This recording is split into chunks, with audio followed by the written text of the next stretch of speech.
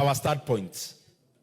It was just a matter of exchanging ideas so that we come up with the optimal level in terms of the division of revenue bill. And Honorable Speaker, as has been misconstrued before, mediation, we don't meet because we are putting on different sides.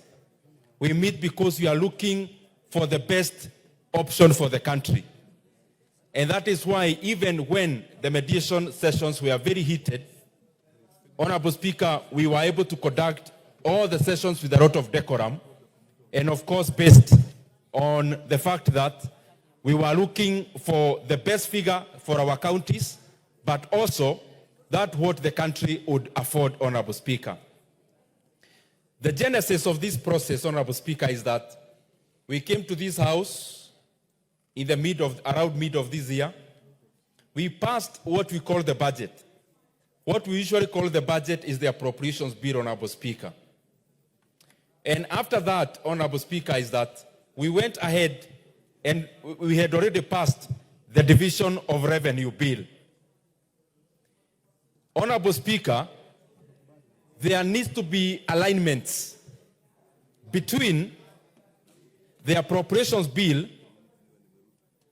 the division of revenue bill, Honorable Speaker, and also CARA. And Honorable Speaker, then the predicament in the mediation committee this time was that this was a time unprecedented. There has never been a situation where we are meeting to revise the division of revenue bill downwards. All the time, if there has been any variation, has been enhancement. And therefore, Honorable Speaker, the first question that we had to scratch our heads to get the answer is the process to which we need to arrive at this, at the figure we ended up arriving at, Honorable Speaker. And I say so because, Honorable Speaker, when we amend the division of revenue bill, that has to also go in tandem with CARA. Honorable Speaker, as it has now, CARA already has a memoranda from the President. And therefore we need to pronounce ourselves on that. And it needs to that majority in both houses. That is the National Assembly, but also, Honorable Speaker, the Senate. And we, first of all, had to find a pathway. That even before we talk about the content, we needed to be sure that the pathway after the conclusion of the mediation committee will be anchored in law and will be anchored in the documents that you've already passed. To cut the long story short is that, Honorable Speaker, in terms of the pathway, the mediation report that we are passing today, Honorable Speaker, has a figure of 387 billion Kenya shillings. Last financial year, Honorable Speaker, the shareable revenue to our counties was around 385 billion Kenya shillings. But, Honorable Speaker, the version that we amended in this house after what happened in the country in July is that we actually passed here 380 billion Kenya shillings. But in the budget now, it appears like the counties are getting 410 billion Kenya shillings. In the previous one that we passed, Honorable Speaker.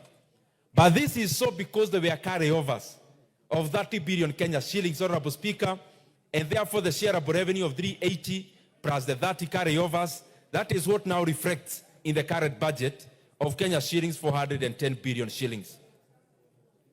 Honorable Speaker, I'm saying this so that members can also appreciate also the figure that we have and also the modalities around it. But then, this is the issue, Honorable Speaker. The version that we are passing today, and I'm beseeching this House to pass, reflects a figure of 387 billion shillings. But, Honorable Speaker, the appropriations bill that we passed, that is supplementary one, shows that that figure is 380 billion.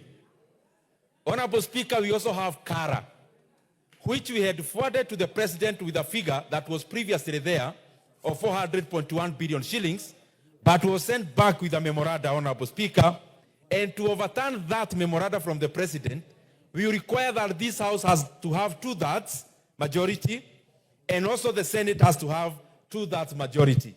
All these things are important for members to know that even after here, there is some process to go. Honorable Speaker, in arriving at this figure, we have several figures which I want to mention. The figure that we had passed in the budget, in the appropriations bill, was 400.1 billion shillings. The figure we ended up passing in supplementary one is 380 billion Kenya shillings. The figure that the Senate were requesting that we sustain is the 400.1 billion Kenya shillings. But Honorable Speaker, now we have a figure of 387 billion Kenya shillings, which is an enhancement from last financial year of around 2 billion shillings, but an enhancement from what was already passed in this House, Honorable Speaker, of 7 billion, because we had passed 380 billion Kenya shillings. But Honorable Speaker, this figure also is higher than what is required constitutionally. Constitutionally, Honorable Speaker, the shareable revenue should form around not less than 15% of the revenues in the last audited, Honorable Speaker. As it is now before us, Honorable Speaker, we are now doing over 24% of the last audited revenues, Honorable Speaker, which is thus to show that this House supports devolution, as our brothers and sisters in the Senate also do. And that is why even when we met, there was no acrimony, because we all knew that the monies that are going to our counties are still going to serve the Kenyan people. The monies that are going to our constituencies also goes to serve the same Kenyan people. And therefore, there was no point of belaboring the point so deeply about who supports and who does not support devolution. All of us in this House have shown in the past, are showing now, that the National Assembly supports devolution. The Senate also in the Mediation Committee, Honorable Speaker, we were all reading from the same page that there is no contestation, Honorable Speaker, that we all support devolution, and that is why we were able to conclude this issue in a very amicable manner. Honorable Speaker, there was also another clause we had put in the initial report, that when there is a shortfall of revenue, that the national government and the county governments were to bear that shortfall, Honorable Speaker, in a manner that reflects their initial figures, what I would call proportionately. But Honorable Speaker, after deliberations, there is something we have seen very consistent in this country, where the National Treasury sets targets, revenue targets. But for the last 10 years, Honorable Speaker, we have never, even 1 year, met our revenue targets. And we decided in the Mediation Committee that what we have been advising the National Treasury, even as a House, that they need to give projections of revenue that are in tandem with reality. Because there are ramifications of that. When you give a very high target, which then you don't end up meeting, what we end up doing by the close of the year is to enlarge the debt, or having so many projects unfunded by the lapse of the year on the 30th of June.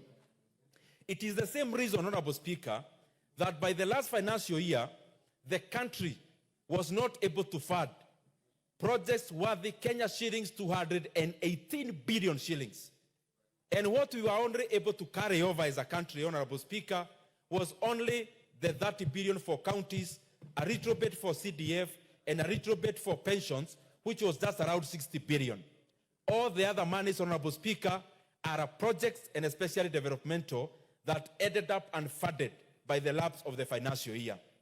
What we need to do to make a credible budget is to come up with revenue targets that reflect reality. And for that reason, Honorable Speaker, the Mediation Committee deleted that clause, that when there is a revenue shortfall, the people who set revenue are not the county governments. It is the National Treasury. And the National Treasury represents the executive or the national government, Honorable Speaker. And therefore, in our report, we have decided that the counties can no longer be able to carry a burden which they were not part of the creation.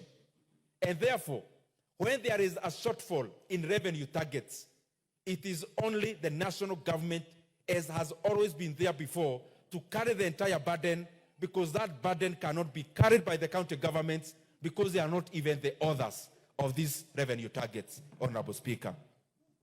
And this also makes our county assemblies to do budgets that are not moving targets.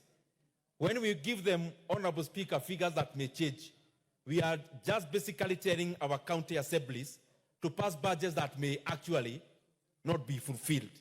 And that is why we have decided to delete that clause, so that in case of a revenue shortfall, the National Treasury that actually sets those targets, Honorable Speaker, it is therefore, being a representation of the national government, it is the national government alone to carry the burden of revenue shortfall.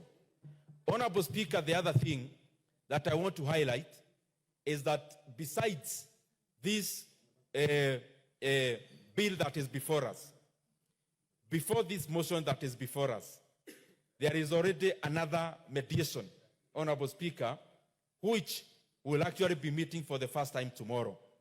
Because the conditional allocation to our counties also, they also need to be mediated. Because the figure that we passed in this House and the figure passed by the Senate has some discrepancies.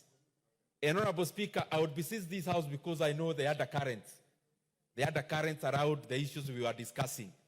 Those undercurrents are better handled in the next mediation, because it is the conditional grants are the ones that have sectoral allocations, even like the RMLF, and therefore this division of revenue has got absolutely nothing to do with RMLF. It is the next report, Honorable Speaker, that then contains that. And I hope maybe by that time we will exercise our debate on that matter during that debate, because that is where it is domiciled. However, Honorable Speaker, in conclusion, I wish to thank our county governments. I wish to thank our governors. They have been doing a credible job. They have been trying their best under the circumstances that we are in terms of the finances. And the more the reason, Honorable Speaker, that there is no need for any house, for any leader to fight the other, because we are all pulling on the same side. When CDF does classrooms for JSS, and our counties support our healthcare, and even county governments come together with the national government to collaborate in other functions, like the industrial parks and the others, all this collaborative manner, Honorable Speaker, only serves the justice of serving the people of Kenya. And that is why, under our watch, we have refused, Honorable Speaker, to disenfranchise ourselves as the mediation committee in terms of pointing figures on anyone. Because the situation we find ourselves, financially speaking, is not a creation of anyone. It is just a creation of the economy as it is, Honorable Speaker. And that is why we were able to come to a very good conclusion. Honorable Speaker, this issue, because I know the governors expected more than we could, that could be delivered. Honorable Speaker, this issue of shortfalls in revenue is also reflected in the own source revenues of our county governments themselves. Because, you know, national government collects revenue, but also our county government also collects revenue. Honorable Speaker, even when the Commission for Revenue Allocation tries to project their own source revenue, it always has shortfalls. Because, Honorable Speaker, it is understandable that when there is a shortfall on one side, it is likely to be symmetrical, because we are dealing with the same economy. And the same, Honorable Speaker, that the way we find ourselves not meeting targets on this front, even on the county governments, it is the same, Honorable Speaker. And this calls all of us, this House, the county assemblies, the National Treasury, the CECs for finance in our county governments. I think it is better to project less than more, because it's better to deal with a surplus when it appears than to deal with a deficit when it accentuates itself, like in this situation, Honorable Speaker. Because This is how it happens, Honorable Speaker, just for a snapshot. When we pass a budget, like the one we have of 3.88 trillion Kenya shillings, on one side there is revenue. On the other side there is expenditure. But you know, government is a revolving door. When I had not joined this committee, Honorable Speaker, I used to think, for example, that the pensions that the civil servants are paid, I used to think there is a bank account that when you are a civil servant and you are deducted, that your money is deposited. Honorable Speaker, I am sure most people that is what we think. But there is no such a kitty, Honorable Speaker. Government is a revolving door. That even pension itself that is deducted, there is no granary of pension, for example. All these monies are the monies we collect as taxes every day. So that even a person who retired 15 years ago, there is no money in any bank account that they were deducted. It is the taxes we are collecting today that pays their pensions today, Honorable Speaker. And therefore, I was trying to talk about the hierarchy. When the National Treasury receives revenue, the number one thing that they pay is CFS, especially interest rates in debt. The second thing they pay, Honorable Speaker, it is the salaries for the civil servants. Honorable Speaker, the other thing they pay is the pensions. The other thing, Honorable Speaker, is the recurrent. The last thing that ends up being funded by the National Treasury when we collect revenue is development, Honorable Speaker. And therefore, when there is a shortfall in revenue, as it was projected, all that shortfall in most cases is borne by the development kitty. And that is why, Honorable Speaker, we are requesting the National Treasury, even in this report, they project revenues that are cognizant or reflect reality so that we don't find ourselves in years that lapse without projects being funded adequately and fully. Otherwise, Honorable Speaker, I want to thank you and thank all the members of the Mediation Committee, both in the National Assembly and Senate. I want to thank the leadership of this House, Honorable Speaker, and I want to request the Majority Leader, Honorable Kimani Ichung'wah, to second this motion.